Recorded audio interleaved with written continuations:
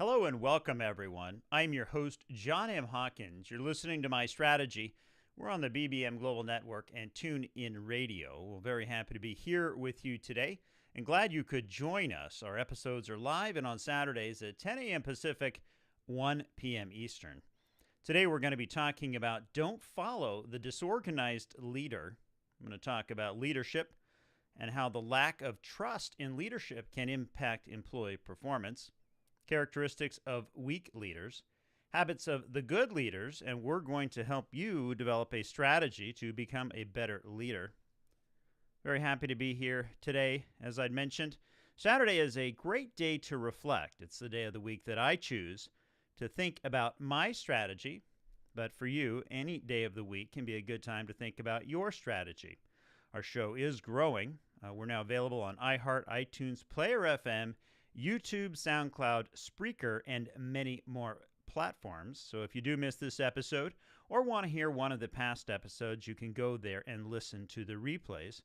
Additionally, you can find the video version of this show on YouTube. You can find me on most social media platforms. My Twitter handle is Hawkins John. That's at Hawkins John. And my website is johnmhawkins.com. And just like anything in life, we need to have a strategy and a plan to help us reach our goals because the best laid plans don't always work.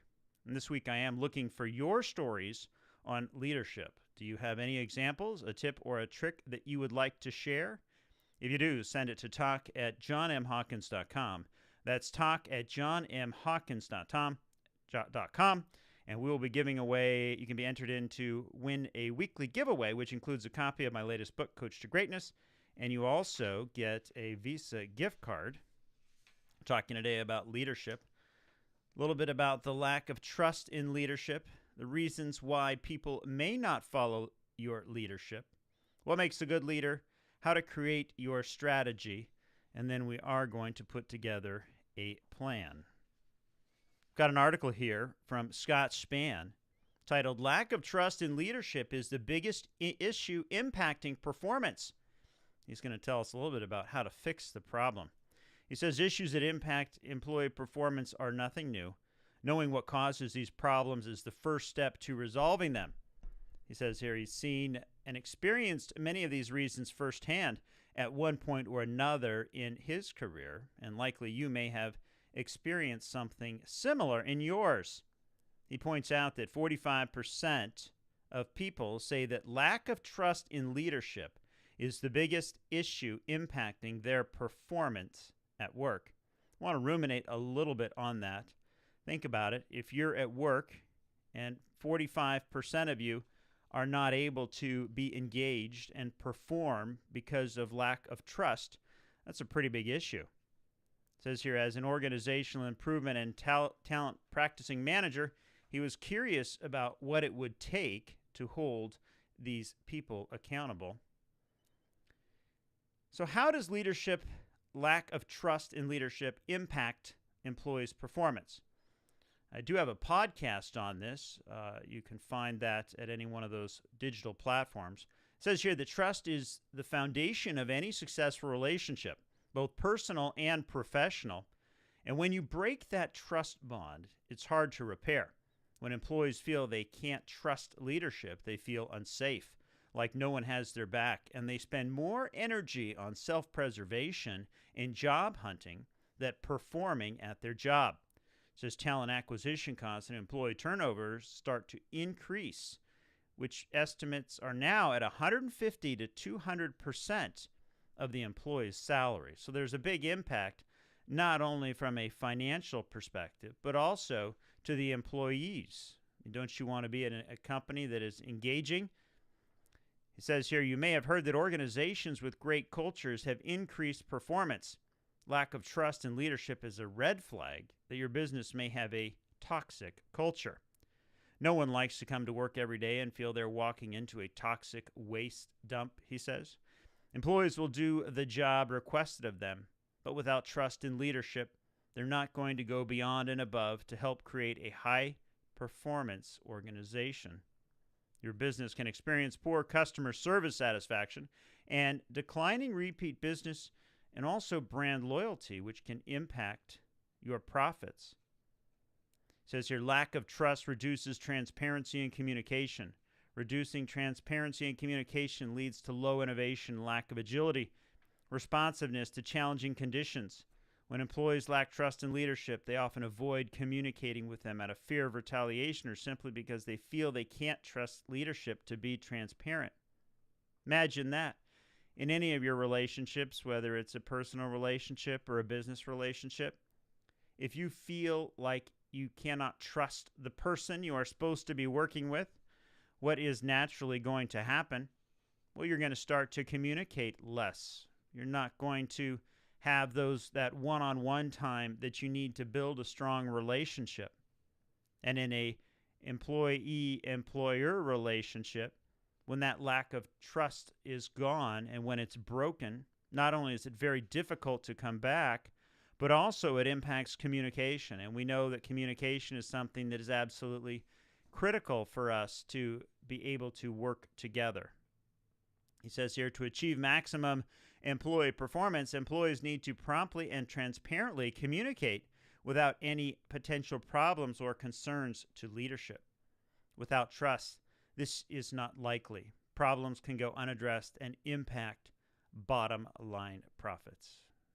You think about this. If you are in a situation where you fear your manager or you don't trust your manager, little problems come up and they might react poorly or in a emotional manner as opposed to talking to you rationally.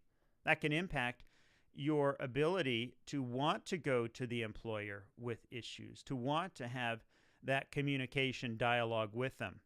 And if you're not having the dialogue and not communicating, it makes it very difficult to be an engaged employee at work. It makes it very difficult for you and the leader to have a working relationship whereby you can be agile, whereby you can have the ability to make things better at the place of employment. Talks a little bit about how we can increase the trust in a business relationship. Says instead of spending time and money trying to repair broken trust, take the time up front to develop trusted relationships between leaders and employees. Give several ideas and ways we can do that, such as recognition increases between trust and leadership of employees, increased leadership compassion, right? Be there to listen. To put it simply, listening is critical, and all of these things can help create a more engaged workforce. A more engaged workforce is something that will help lead to bottom line company improvements, such as increased revenue, employee satisfaction, engagement, and all those things that you need to have. And also think about this. If you have a business that you're running and you do not have a trust relationship with your employees, how do you think they're going to treat your customers? You're listening to My Strategy. I am your host, John M. Hawkins, coming to you live from the BBM Global Network and TuneIn Radio. When we come back, we're going to talk about reasons why people may not follow your leadership. We'll be right back.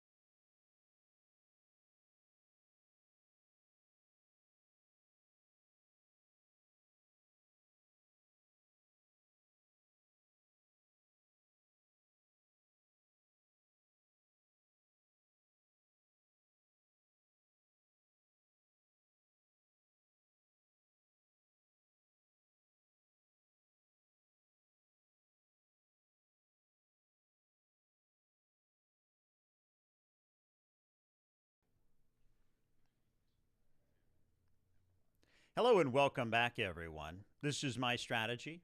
I'm your host, John M. Hawkins, and we're coming to you live from the BBM Global Network and TuneIn Radio. Happy to have you here today. Today we're talking about leadership. Would love to get your thoughts.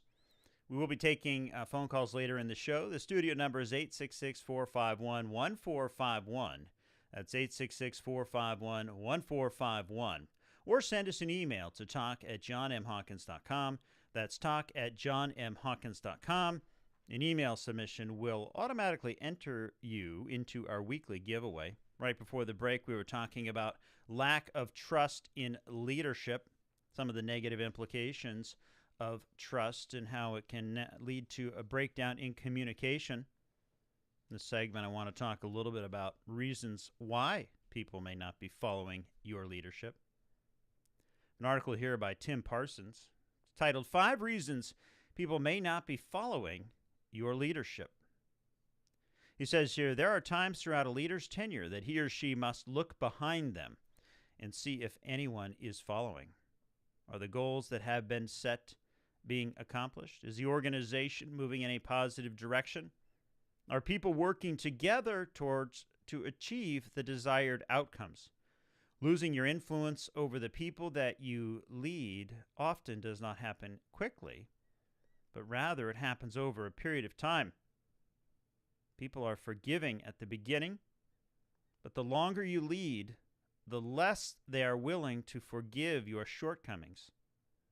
Those that you lead need to be led and want to be led. I think that's an important point there.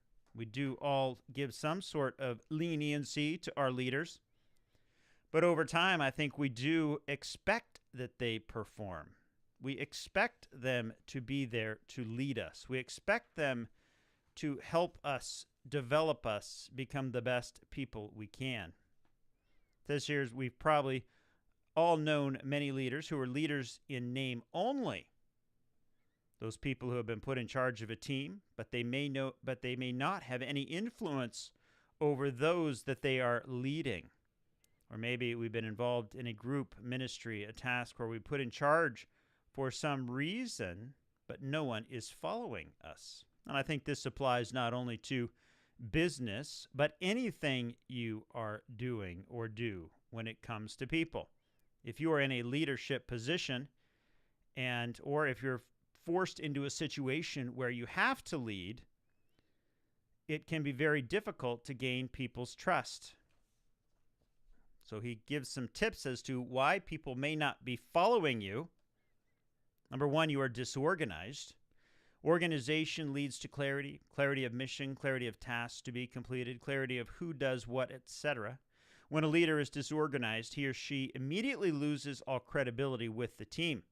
Being disorganized leads to confusion, missed deadlines, and the lack of care for the needs of the team. How organized or disorganized are you? Number 2 is you're inconsistent. Consistency helps people understand what is expected. When a leader is inconsistent, the team can be unsure of what is happening or what to do next.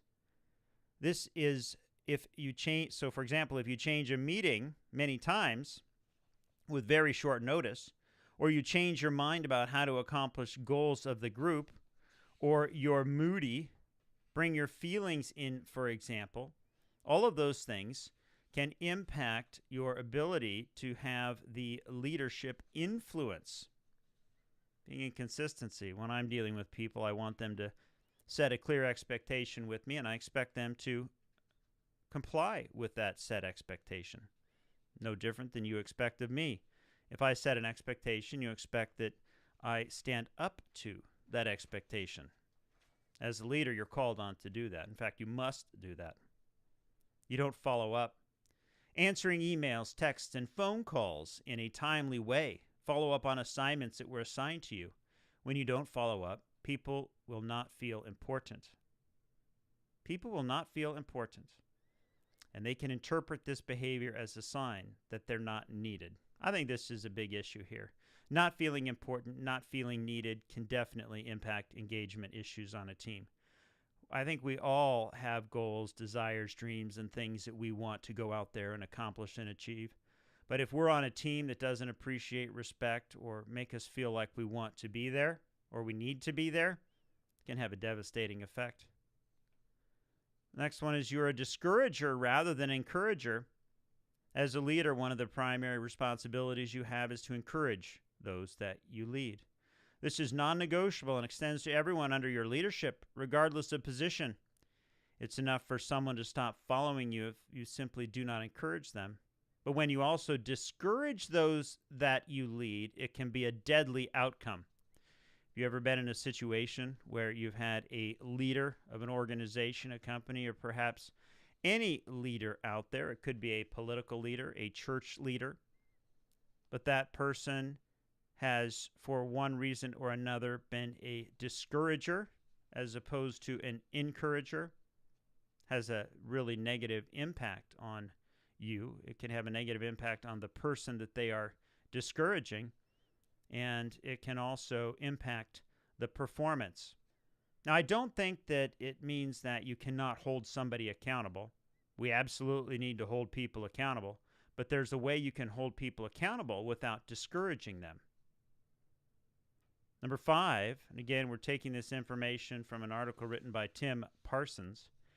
If you're on a team and leading the business because you want the accolades and you also take credit for the success, people will not follow you, right? And the goal of a leader is to help lead others, but also to develop leaders. It says one of the goals of leadership is to make those around you better, and if they happen to surpass you in title, responsibility, and praise, so be it. That only looks good on you. But if you are threatened by others who have more talent, better ideas, you may want to reconsider your role as being a leader. Here's an interesting thing. He says here that if you find yourself jealous when someone else's work is recognized or rewarded instead of yours, it might be an indication that you are not ready for leadership. And I think all of our emotions, jealousy, anger, hatred, all those things that we do feel, there's some sort of an underlying meaning behind that feeling. And it's really important for us, if we're in a position where we do feel those, to try and get to the bottom of it as soon as possible. Because at the end of the day, it can impact your performance, your ability not only to lead, but also to be led. So there's certain times when you do need to lean in and understand those things. Well, those are 5 reasons people may not be following your leadership. Do any of these apply to you? Disorganized, inconsistent, don't follow up, discourager, or you care more about your success than theirs? You're listening to My Strategy. I am your host, John M. Hawkins. We're coming to you live from the BBM Global Network and TuneIn Radio. Well, when we come back, we're going to do a deep dive and talk about what leadership is. We'll be right back.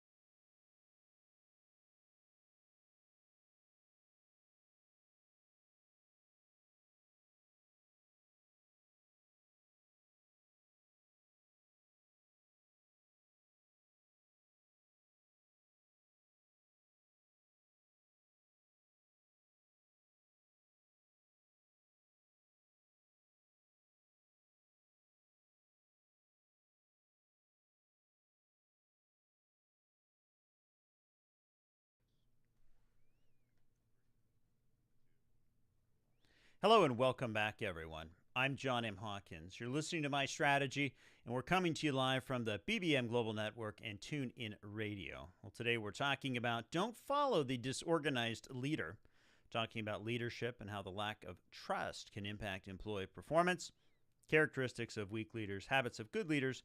We're going to help you develop a strategy. Please send us your thoughts at talk@johnmhawkins.com. That's talk@johnmhawkins.com. And you can be entered into our weekly giveaway. Right before the break, we were talking about 5 reasons why people may not be following your leadership.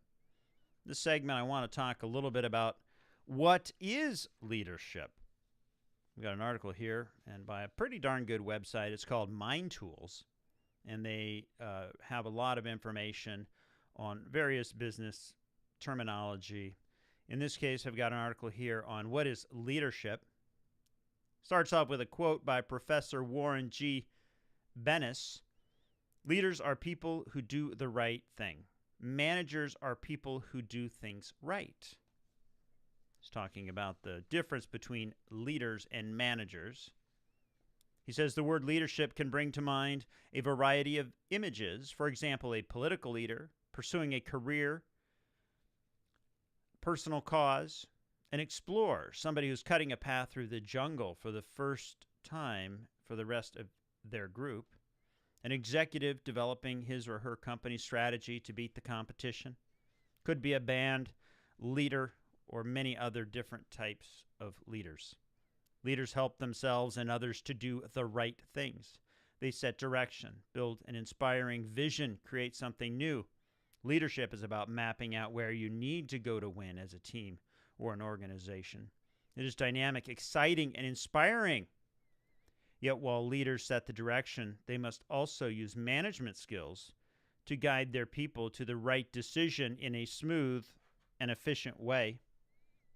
I did do a podcast a while back on managers versus leaders, so if you're interested in more information, you can search for that podcast. He says in this article he's going to focus on the process of leadership, and in particular he wants to discuss transformational leadership model. So this is our first indication that there are different models out there. Now, this transformational leadership model was first proposed by James McGregor Burns and then developed by Bernard Bass. This model highlights visionary thinking and bringing about change instead of management process. The reason why we're focusing on transformational leadership is transformational leadership applies to our own daily lives. It applies to who we are, and it's going to help us to build and develop a vision of what and who we want to become. If we just became better managers of our daily lives, it could impact us from an efficiency perspective, but I think many of us are seeking more than that. We're seeking to be transformational. He says here that note that leadership does mean different things to different people around the world and different things in different situations. For example, it could relate to a community leader, religious leadership, political leadership, or leadership of campaigning words. So the focus of his piece here is on the Western model of individual leadership. And so it has that focus. So what is leadership from a definition perspective? Creates an inspiring vision of the future, motivates and inspires people to engage with that vision, manages delivery of the vision, and coaches and builds a team so that it is more effective at achieving the vision. Creating and inspiring the vision, motivating and inspiring people, managing the delivery, coaching, and building a team.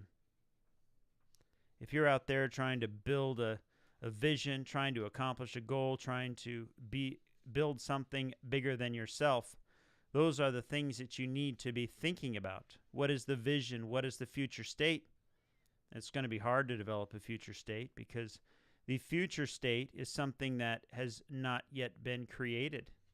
It's that person blazing a trail through the jungles or the forests for the rest of the team. It's hard to do. You have to, but it's a necessary thing to do to be able to take a team forward. They go on to talk a little bit about the different ways you can do that to create a vision: SWOT analysis, core competency analysis, USP analysis, and others. The second thing they say is important is motivating and inspiring others. It says here, one of the key ways to do this is through the expectancy theory. Effective leaders link together two different expectations. Number one, the expectation that hard work leads to good results. And number two, the expectation that good results lead to attractive rewards or incentives. So if you need to be motivated or inspired, what are the things that you are doing to do that in your own life or business? If you are by yourself trying to create something, it can be difficult to do. You're going to need some sort of motivation. There's also this concept of when leaders have expert power. Now, there are some leaders who are leader in title only, but expert power is different. If you are an expert in something and have the ability to communicate with others, that can be incredibly powerful, and you can gain followers and build your domain knowledge and have others who want to learn from you as well. And we see a lot of this with those YouTubers out there who are experts in their field and have millions of followers. It's because they have the expert power.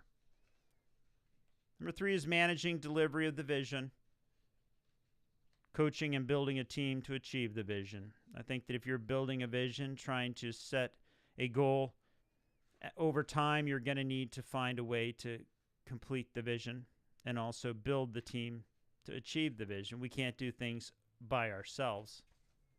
They say here that leadership can be hard to define. It means many things to different people.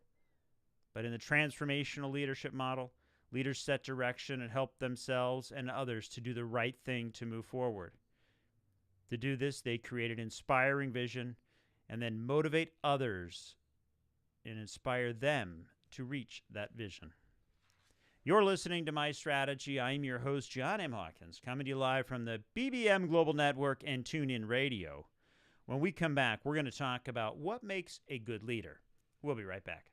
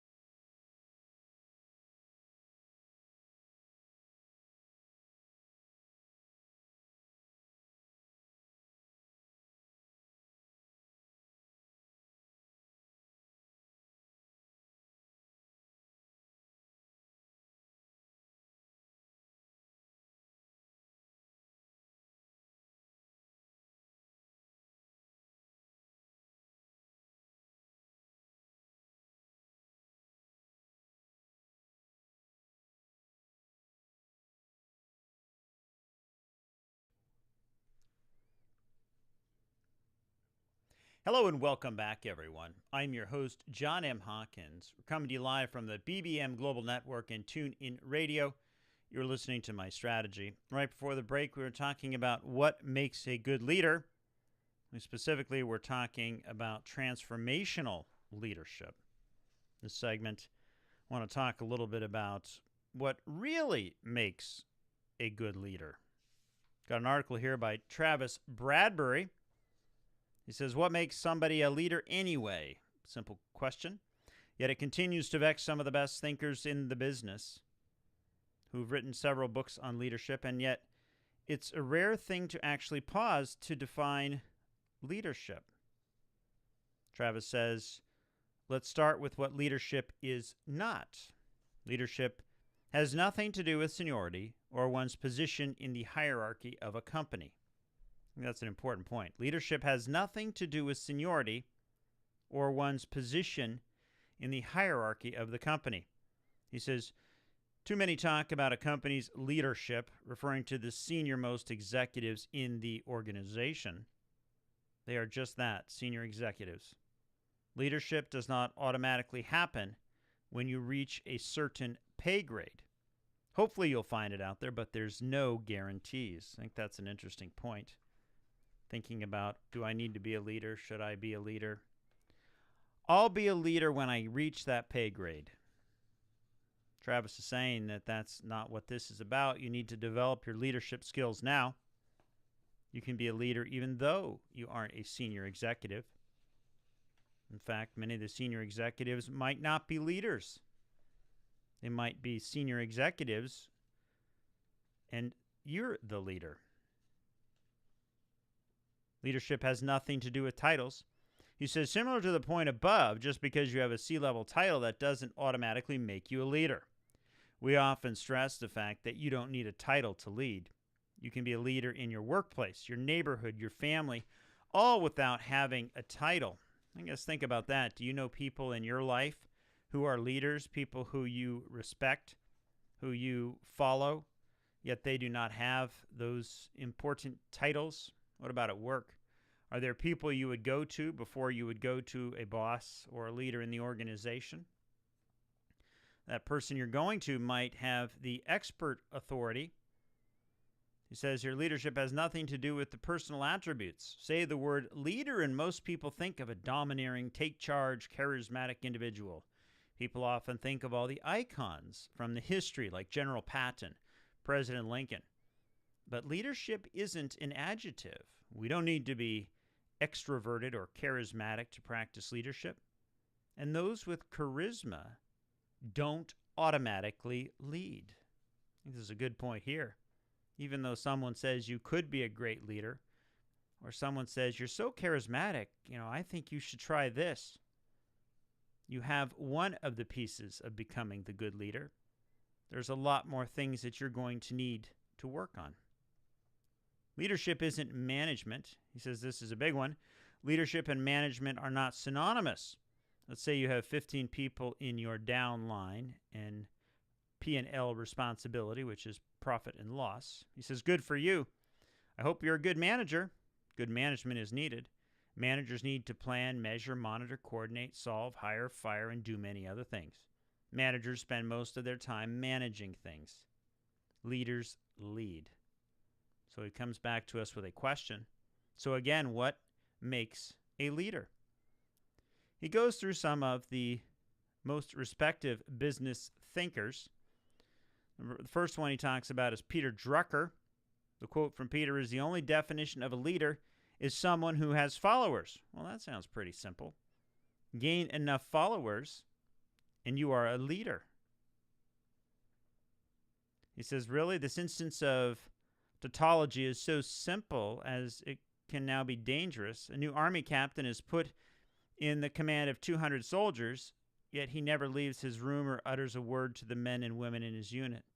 Perhaps routine orders are given through a subordinate, but his troops have to follow orders. Is the captain really a leader? Commander, yes, but leader, no. So he's saying that Peter Drucker's definition is a little too simple. What about Warren Bennis? Leadership is a capacity to translate vision into reality. Every spring, you have a vision for a garden, and with lots of work, carrots and tomatoes become a reality. Are you a leader? No, you're a gardener. Bennis's definition seems to have forgotten the others. Bennis said leadership is the capacity to translate vision into reality. Bill Gates says about leaders, as we look ahead into the next century, Leaders will be those who empower others. So the author likes the fact that it includes others, and empowerment is good, but to what end?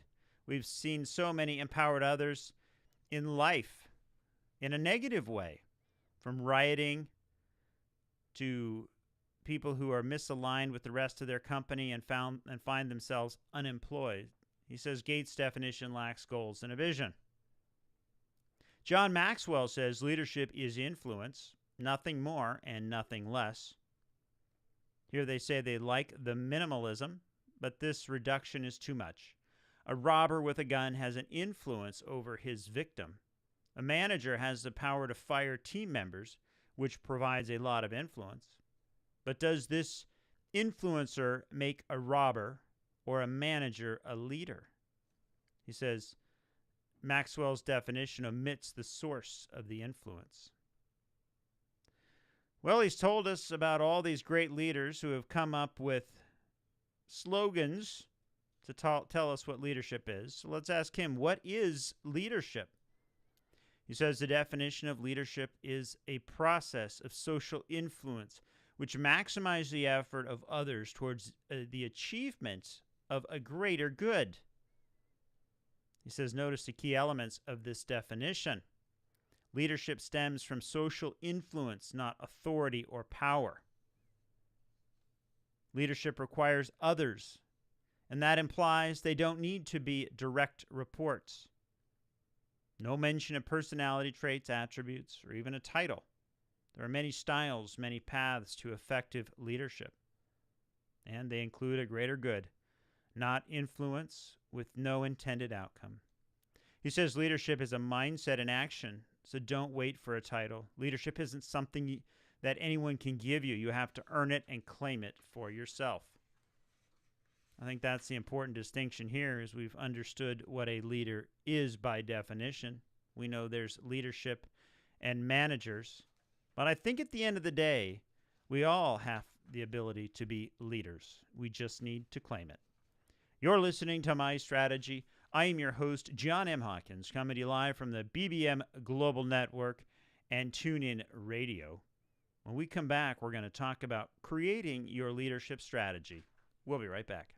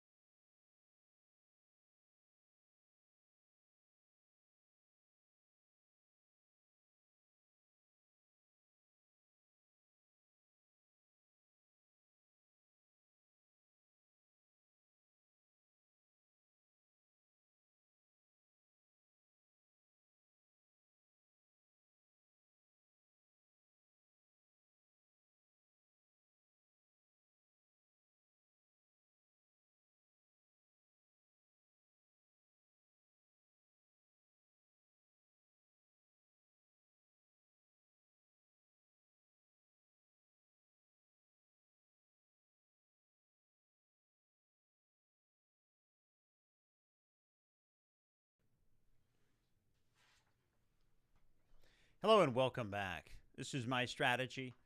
We're on the BBM Global Network and TuneIn Radio, and my name is John Hawkins. Today we've been talking about don't follow the disorganized leader. We've been talking about leadership, the lack of trust, the impact on employee performance, characteristics of weak leaders, habits of good leaders, and how to develop a strategy to become a better leader. Right before the break, we were talking about what makes a good leader. We learned that it really doesn't have anything to do with the title, and that it is a mindset. So don't wait for your title. You are a leader. You just have to own it and lead. In this segment, I want to talk a little bit about creating your strategy. When thinking about a strategy, I've really got this 5 different things that we go through, 5 different steps, if you will. It's our systematic approach where we think about it from an awareness perspective. We then assess and analyze, strategize and plan, implement and support and evaluate. So awareness. What is your vision, goals? What do you want to achieve? Does becoming a leader, is that going to help you achieve your goals? I think that's the first question you need to ask yourselves. Is if I become a better leader, will I get further down the path of where I want to go? Well, for the argument's sake, let's say that yes, that becoming a leader is something you want to focus on. The next thing we need to do is assess and analyze. So if we've identified that our future state is to be a leader, we need to take a look at our current leader capabilities, and we need to do an analysis to determine where we are on that leadership scale. We can go through a number of the values that leaders have. Can you define a vision? Are you motivated? Can you serve others? Do you have empathy, creativity, thoroughness? Or do you have the ability to manage, team building, and more? Taking risks, improving. Where are you on a capability scale on each of those? And really start to think about, where do you need to improve? By taking a look at that and figuring out where you are with respect to the top leaders, you can then start to strategize and plan, which is the third step in our process. There's obviously things that you're doing today, and if you're one of those bad leaders or don't have a lot of followers, you might have some ground to make up. But what are some of the things that you can be doing on a daily basis to change that? What are some of the community events that you can get engaged in? What are some of the activities that you can start to be a part of that are going to help you develop those leadership skills that you need to be the leader? And I think this is something that while you can sit down and answer the questions yourself, it also is important to talk with others and get their input. How do you come off to other people? How do people respond to you? If you were in a leadership position and you were given the shot and then all of a sudden nobody followed you, why did they not follow you? Was it a trust issue? Did it have something to do with your lack of empathy?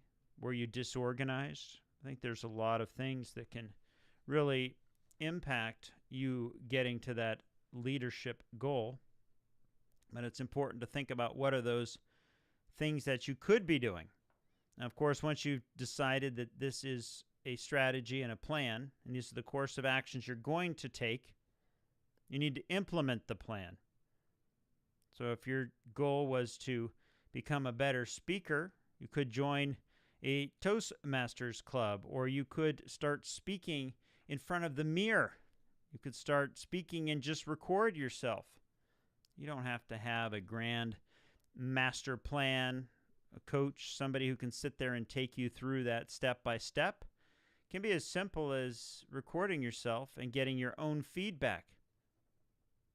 Many times that I'm writing articles and I don't have time to get it over to an editor, I'll just play it back on text-to-speech. And by having it play back to me, I have the ability to hear what I had written. And many times I can go through and fix a lot of what was wrong by listening to it. So how, if you are a leader or if you are trying to be a leader and you're not getting the response you want, sometimes recording ourselves can help us identify some of the things that are not working. And it all comes down to iterations and being able to identify and course correct as quickly as you can.